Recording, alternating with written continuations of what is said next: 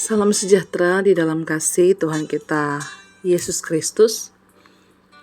Gema kabar baik kembali menyapa kita yang didasari dalam renungan santapan harian Selasa 24 Juni 2025. Firman Tuhan hari ini diambil di dalam Ibrani 11 ayat 8 sampai 22.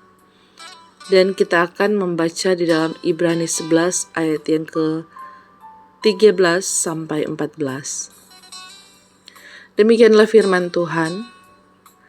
Dalam iman mereka semua ini telah mati sebagai orang-orang yang tidak memperoleh apa yang dijanjikan itu, tetapi yang hanya dari jauh melihatnya dan melambai-lambai kepadanya, dan yang mengakui bahwa mereka adalah orang-orang asing dan pendatang di bumi ini. Sebab mereka yang berkata demikian menyatakan bahwa mereka dengan rindu mencari suatu tanah air. Saudara yang dikasihi Tuhan, tema renungan hari ini adalah iman yang hidup sama dengan bergumul. Saudara, ketika seorang petani menabur benih di kebun dan sawahnya, ia tidak pernah tahu apakah benih itu akan memberikan hasil yang melimpah atau tidak. Namun ketidaktahuan ini tidak menghalangi sang petani untuk merawat dan menyirami benih yang telah ia tabur dengan tekun. Ibrani 11 ayat 8 sampai 22 menggambarkan iman yang hidup, memberikan keberanian untuk melangkah dalam ketidakpastian karena pengenalan akan Allah yang benar dan hidup. Saudara, perikop ini menguraikan teladan iman dari orang-orang percaya yang bergumul dalam kehidupan, yakni Abraham, Sarah, Ishak, dan Yakub.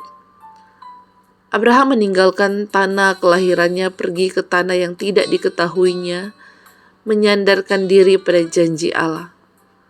Kemudian sekali lagi ia belajar menghidupi imannya saat ia diminta mempersembahkan Ishak, anak tunggalnya, karena ia percaya bahwa Allah yang hidup sanggup memberinya mujizat. Sarah meskipun sudah tua dan mati haid, percaya akan janji Allah yang akan memberinya seorang anak.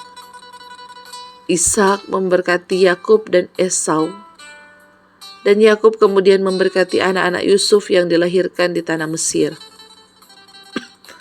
Peristiwa ini menguatkan Yusuf, membuat ia merindukan tanah airnya sekalipun ia pernah dibuang dari sana. Semua tindakan itu mencerminkan iman yang berani dan penuh harapan terhadap janji Allah. Jelas bahwa Abraham, Sarah, Ishak, dan Yakub hidup dengan iman yang teguh walaupun belum melihat janji Allah digenapi sepenuhnya. Di sini pembaca diingatkan kepada iman kepada Kristus, karena Tuhan Yesus Kristus adalah puncak dari semua janji Allah yang diimani oleh Abraham dan para leluhur iman lainnya. Saudara yang dikasihi Tuhan, dalam kehidupan kita, iman seringkali melibatkan tindakan untuk melangkah dengan sepenuhnya bersandar pada Allah. Dia menjanjikan kesetiaan dan pemeliharaan yang tidak pernah berhenti. Sesungguhnya iman yang hidup tidak hanya mempercayai janji Allah, tetapi juga bertindak sesuai dengan imannya tersebut. Amin firman Tuhan. Mari kita berdoa. Bapa kami di dalam kerajaan sorga, sesungguhnya kami bersyukur karena Engkau menganugerahkan kepada kami iman yang teguh. Dengan iman inilah yang membuat kami tetap terus melangkah, menjalani kehidupan dengan penuh keberanian. Kami tidak tahu apa yang akan terjadi ke depan, tetapi yang kami tahu bahwa kami percaya Allah yang hidup, Allah yang benar, dan Allah yang tahu apa yang terbaik bagi kami.